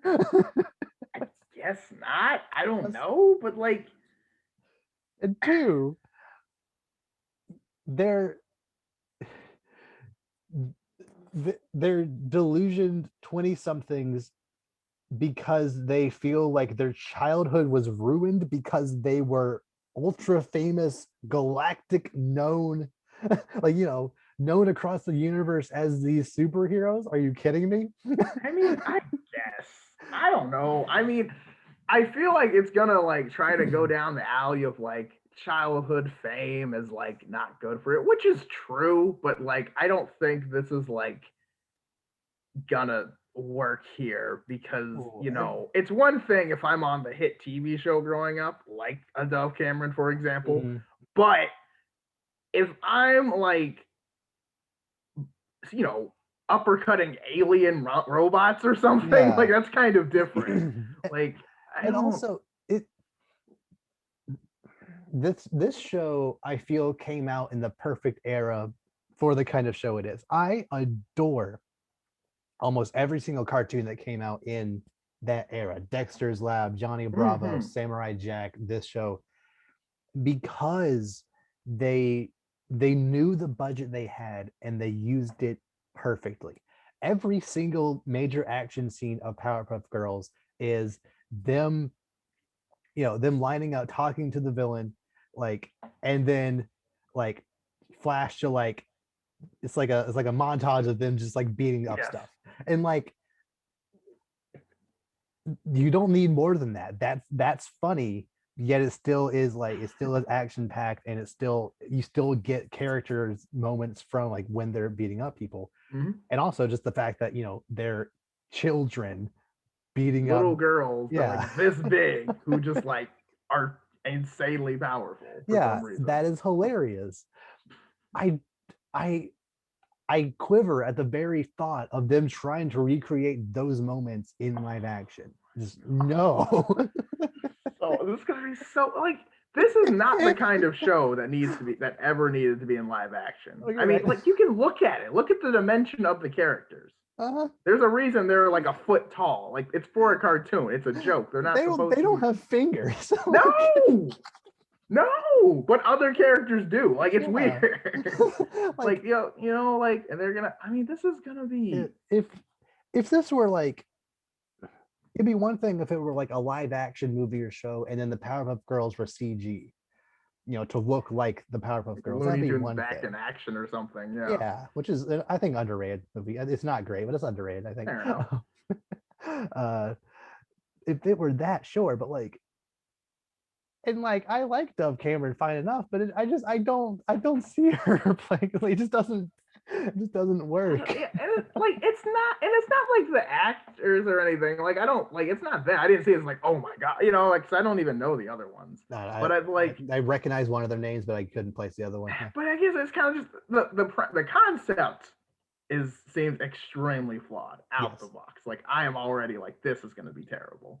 And the CW right now is a dumpster fire anyway, which is like I said, Superman and Lois is actually kind of good. Really? Okay. Yes. I haven't seen. I'll admit I haven't seen it yet. I've only seen the pilot, but like it actually like feels like Superman. Okay, that's a change of pace, definitely. Yeah, Snyder. But like literally, there are several instances from that trailer where it's just like they took a panel from a comic book and just did that.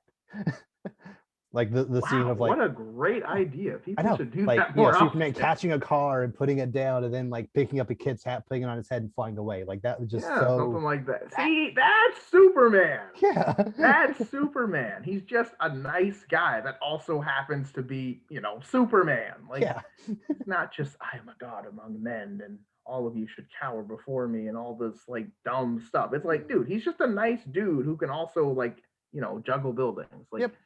It's like, but this Powerpuff Girls thing, man, I am really like, like it ain't it because especially with like what it's gonna be about, because you can already tell because they're older, the drama's gonna be, about.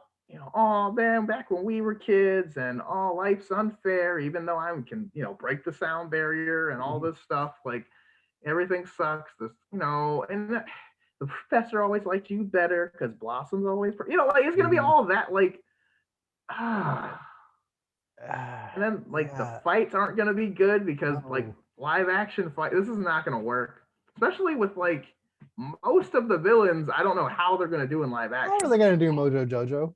How are they gonna do that? How are they going to do him? Like, I don't even know if you can even do that in Him? 2021 Yeah. anyway. But like, I don't know how that's going to go. Like, I have no, like, that's a lawsuit waiting to happen for somebody. I am not even Yeah. touching that. Like, Nope. No. We're on the air. Don't do it. Every single aspect of that character, I could easily see someone getting mad about. Like, I could see Yes. people getting mad that, because like, I don't know if the character was actually gay or whatever, but like he clearly. I don't know. I don't know. That was always just a character that I was just confused about. But yes, but they were very sinister and evil. So yes, like exactly, that part was great. But Yes. everything else, I was kind of like, I'm not really sure how this is gonna go. But I feel like if they tried to modernize it, they would either go all in on that or they would not do it at all. And either way, somebody would be several different groups of people would be mad about however they deal with him. That's that's just one aspect that's a train wreck potentially. Let alone how he looks. How him. I don't know. But yeah, and that's just one example. I mean, Mojo Jojo is gonna be. I mean, I don't know how they're gonna do that. I don't know how they're gonna do most of, because pretty much all the villains I can think of don't look anything like people. There's that little redheaded girl. Oh yeah, okay, there's one. But yeah, okay, her. But like, other than that, which like that could be potentially funny. Her being like a recurring character, you know, kind of. Oh my god. Like, who has also aged up with them. Yeah, she's like all daddy's money kind of person. Yeah. But like, I don't know. Other than that, I don't know, because like even like the like germ guys, or like the green, it's like, was it the green gang or something like that? Is that it? Right. Yeah. Something like that. I don't know. It's been a while, but yeah, something like that. Like, I don't know how I guess they're just gonna have guys who are green, but maybe. How are you gonna do the mayor and then the secretary? Oh yeah, the lady who you can never see her. Nope. Okay, now that was always a good joke. I always thought that was a good one. Mm-hmm. It's like, you know, I legit as a kid was like, my TV's too small, because I didn't have a small TV growing up. So like for years I was just like, we need to get a big TV so I know what she looks like. Yeah. No, I think they should still do that. I think she should still, like, even though they're way taller, probably she should still be like taller than them, and like you just can't see her face. Like,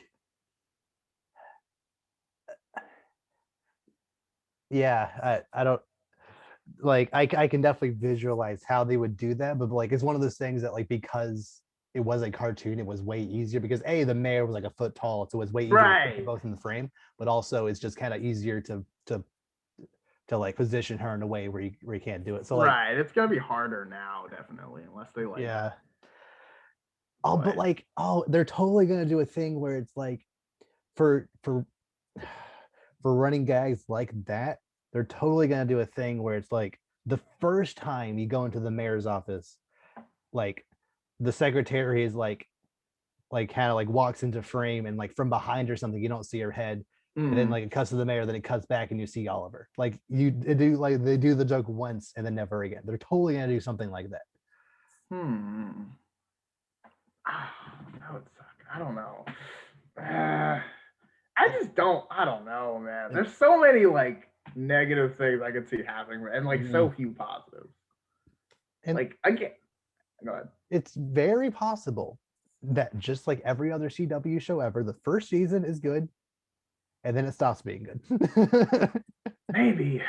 I don't know, because like, usually I'm okay with the show's premise. It's just the writing significantly drops off. But here, it's like, I'm not even worried about the writing. I'm more worried about how are they even going to get this off the ground. Yeah. Like, forget how they're going to land it. How are they even going to get up? Like, yeah. I don't even. Maybe the first trailer will surprise you. Maybe it will, but like, I don't know. This seems like Titans mixed with, like, I don't know, something. The Winx Club on Netflix. Oh jeez. Wait, is that a show? Yeah, they actually have a live action. They had a Winx Club movie show thing on Netflix, and it's very bad. Oh jeez. All right. Well, here we go. But again, I go back to my original statement. I think Totally Spies could have definitely been done better because they're actually people. There's not, just giant monsters. I know for the most part, and it actually could have been funny. Yeah. Like I don't know. Like I never, I didn't watch that show as much as the Powerpuff Girls, but like I think that would have been much more reasonable to do. Absolutely. But like We'll see. Powerpuff Girls is one of those shows that like for some reason is just kind of stuck around forever. Like there's been I think a couple of different animes about it. There's been obviously that reboot back in 2016, which was not great. Like it's just something that for some reason has money in it, and I kind of wish it didn't. I wish it was just the original show And just let and it they go. just let it go. Yeah, like that's all you need. Let it Like go. Johnny Bravo or Dexter's Lab. Like you don't need more than that. Like same with Ben 10. I wish it was just the original show, the sequel show. You're done. And see, and that's another show that I think would not do well with live action because like it's a lot of aliens. I mean, they made those 2 live action straight to TV movies that were very bad, but like kind of laughably bad. Yeah, but see, my point exactly. And it's like, oh boy, I don't know. There's a reason a lot of cartoons rely on the fact that they are cartoons in order to make like sense why they work. It's like not every show, but definitely Powerpuff Girls. Definitely. Like they have to be like if they're not cartoons, I'm very worried about the show. Yes. Not to mention it being on the CW. Yeah, I mean that's just a given. Like I don't know. Like I think it's one of the things that if anyone was doing, I'd be like, but like the CW doing, I'm like, oh no. Like, and the bad thing is, I feel like this is what people are gonna remember when they think of the Powerpuff Girls now, and I'm scared because show doesn't deserve that. But it might. No, it does not. So I actually do have one other topic. I don't know how I completely breezed over this. So we've done a pretty good amount of complaining that episode. I wanted to end on something a little more positive. Which I guess in that case it is good that I somehow skipped this earlier. Which it's not out of the ordinary that we complain about stuff, but just it's a little heavy today. But so to last podcast, the last podcast we did, it was the day before the Pokemon Presents 25th anniversary thingy. So and then the day after, I avoided spoilers all day. I got home and watched it. They had 2 major announcements. I'm going to touch on one of them way more in depth because the other I already have an entire video on this channel about it, and it's like not exactly mind-blowing, but like the one that I already have a video made about it is they actually did make Diamond and Pearl remix. Yeah, did happen. They don't look like how I was expecting. They essentially look like and do you know what Diamond and Pearl visually look like? Yeah, basically, yeah. They essentially took the little like chibi sprites from the game and just like made those 3D, made those like in 3D, which I think looks cute. I personally like them. It definitely wasn't what I was expecting. I was expecting a Diamond and Pearl made to look more like Sword and Shield or Let's Go Pikachu and Eevee, more like that style. But I think a lot of people are just way too negative. I think after the games come out, I think people will kind of warm up to the idea overall. And I think if everything that I think, if essentially, if it is just like the Platinum remake, but called Shining Pearl and Brilliant Diamond, which is their names, I think it has heavy potential to actually be really good. And I think people will eventually get over themselves and end up liking the art style.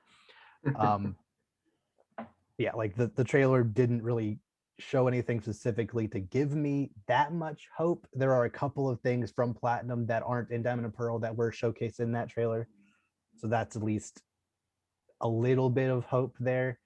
I'm still not convinced that the Pokedex is going to be as good as Platinum's, because I'm sure I told you before, the Platinum Pokedex is significantly better than the Diamond and Pearl Pokedex, to the point where gym leaders in Diamond and Pearl just have half their team not the type they should be.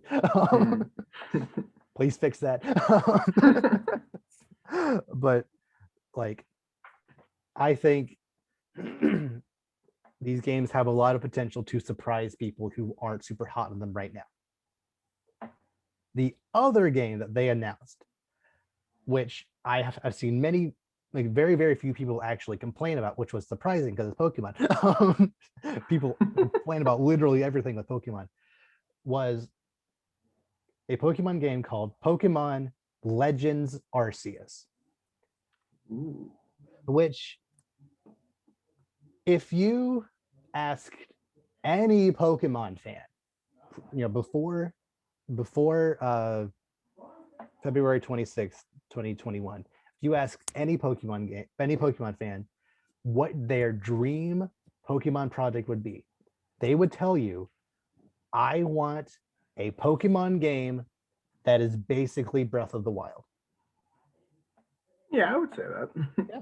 Huge open world. You see the Pokemon running around. You get to, fight, catch, go from town to town. Like, just huge open world, open-ended adventure. Yeah, like I said, roaming Pokemon, just like essentially everything the games have been building to, but then expanded to be like Breath of the Wild. And that's what it looks like Legends Arceus kind of is. Yeah. Yeah, like even to the point where the trailer kind of opened with that like iconic behind the shot zoom out that Breath of the Wild did. Like, they knew what they were doing, making this trailer look as close to this is Pokemon Breath of the Wild, and it looks beautiful. Like, obviously, we're still like over a year out from this coming out. It's coming out early next year, which I think is great. It looks very framey. Like, many of the Pokemon move like this. Like, they don't like they're supposed to go like one Pokemon was kind of like hopping in the background. They're supposed to go like wee wee. It was like it just didn't look great. Like I said, we're over a year out from it coming out. The environments can be touched up a little better. Just everything, I think, if they do touch up the graphics, if they do touch up the frame rate, it will look fantastic. The battle animations still look like your standard Pokemon battle animations, which I think is fine. You see wild Pokemon roaming around, you can just straight up throw and catch a Pokemon, just on the wild, like in essentially like in Let's Go Pikachu and Eevee. But you could also battle them if you'd rather do that. That's good. It seems like, since this is taking place in ancient Sinnoh as opposed to in like a new region, it seems like trainers aren't really going to be around. It seems like gym leaders aren't going to be a thing yet. It seems like the adventure is going to be like more specifically story based, and not here's a Pokemon game, go become the champion, cash stuff along the way. I legitimately think the goal of this game will be catch stuff and explore this world. Which I think, for the first open world Pokemon game, having the like main objective be catch as many Pokemon as possible makes sense. Okay, interesting. Yeah, because again, granted, it's kind of the standard formula, but if it ain't broke, right? But yeah, if it's more just about exploring, especially with it now being super in depth and everything, if that's just as we think it is, and I guess that makes sense. But yeah, and yeah, like the fact that it like Arceus will be the essentially what I'm hoping is, in Breath of the Wild, the main like Hyrule Castle area can be seen essentially from anywhere while you're on the map. Even when you're in the like snowy mountain area or in the volcano area, if you look off on the horizon, you can still see the main Hyrule Castle. Like, that is where you're supposed to go at the end of the game. You can go there at any point. So like, you could, after you complete one champion's quest, you could then go there, or all four, you can go there. But like, that is your main objective throughout the entire game. I'm hoping something similar to that happens in Legends Arceus, where essentially in Diamond and Pearl, the main like center point of the Sinnoh region is a mountain called Mount Coronet. That's where like the climax of the story happens, where the box legend comes out of you. But then in in like a mystery event thing, Arceus also shows up there. I'm hoping essentially that mountain peak will be visible for pretty much anywhere anywhere in the game, and you could potentially go there at any point with your level 15 starter Pokemon if you want. Just get wrecked. Yes. Maybe. So something funny about that is theoretically, in Pokemon, there's this kind of OP strat where if you have a Pokemon on a very low level and know the move Endeavor, which makes the opponent drop to the amount of HP that you have. If you have that Pokemon hold a Focus Sash, which makes it so that if you're at full health and then drop and you were to be knocked out, it would leave you with 1 HP. You get hit down to 1, you use Endeavor on them, and then you use Quick Attack on them, assuming they don't have a priority move, win that round. Even if you're on level 1, they're on level 100, you can win. In this game, even though it takes place in the Sinnoh region, the 3 starters will not be Piplup, Chimchar, Turtwig. It'll instead be Rowlet, Cyndaquil, and Oshawott, who are starters from a bunch of different regions brought to the Sinnoh region. Cyndaquil has the potential to learn Endeavor and Quick Attack. Oh, no. So theoretically, if there's the ability to breed in this game or somehow acquire Endeavor early enough, you could potentially just get your starter and just go to the climax and just beat Arceus within 20 minutes. Like, oh, now what do I do? I don't think it'll be that straightforward. I do think that there will be at least there's some stuff you'll need to do before you can go to the climactic battle. I don't think you'll actually get to catch Arceus. I think that would be a little ridiculous. But just there is so much possibility. Like the fact that Game Freak is actually putting effort into this for once. Like I love Sword and Shield. I'm actually replaying it as we speak. I really do like those games, but like everyone can agree there's just some missed potential that, and the series was feeling a little aged at this point. Like the structure has not really changed since the original games, and the fact that these games look like there's so much effort put into them. It's all hands on deck at Game Freak into this, to the point where they had to outsource the Down and Pro remakes, which was honestly very surprising. Yeah, I'm excited for both of these projects. I'm absolutely getting Legend Arceus. I will, like 90% sure I'm going to get Brilliant Diamond, but if it really is just Diamond and Pearl in HD, I'll actually have to think about it, because I still have a DS. I still could just go play Diamond, but I do hope they have they modernize it enough where it's actually worth the purchase. But Legend Arceus, if they can touch up the frame rate, it's going to be fantastic. That would be it. And that's like the new standard for Pokemon games, just this like completely open, just Yeah, that would be amazing. Because Game Freak is so good about having features in a game and then expanding on them further in the next game. They're also very bad about having features and then dropping them for the next game. Like it's kind of a double-edged sword depending on like which ones they pick. But in the wild area of Sword and Shield, there are Pokemon just wandering around, but there are really strong ones that just like pop up sometimes. Like as soon as you go into the wild area, right on your left, there's an Onyx who's on level 20, who you can't even catch him if you wanted to. Like you cannot catch level 20 or higher Pokemon in the wild area until you get your first badge, and then they go up by 10 levels per gym badge. So if you're not, but your Pokemon are not level 20 yet. So if you run into that Onyx, you can either try to run or kill it. And like that's kind of consistent throughout the wild area.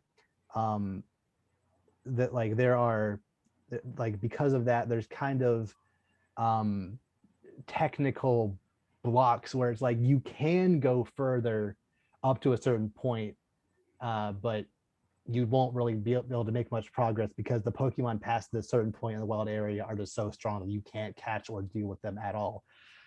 I'm really hoping something like that is implemented in Legends Arceus, where there is kind of a set path for you to go around the region, but like let's say, you know, the big open world, you theoretically are supposed to go kind of, you know, to the left, kind of around this way, ending up at Mount Coronet. But if you wanted to start to the right and battle little 50s from the start, you could do that. The game won't stop you. We just highly recommend you don't do that. Exactly. I just, there's so much potential. And like I said, Sword and Shield, for how much problems people say are in those games, they clearly were experimenting with this open world idea with the wild area. They were experimenting with other different elements that I think they will really bring into and really manifest fully in Legends Arceus, and I think is going to be fantastic. So yeah, is there anything else you want to discuss or talk about before we end off today? I've said my piece, yeah. Okay, sounds good.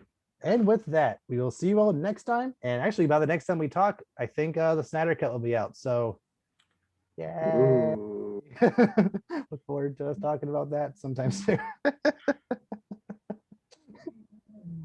Okay, see you later. Care.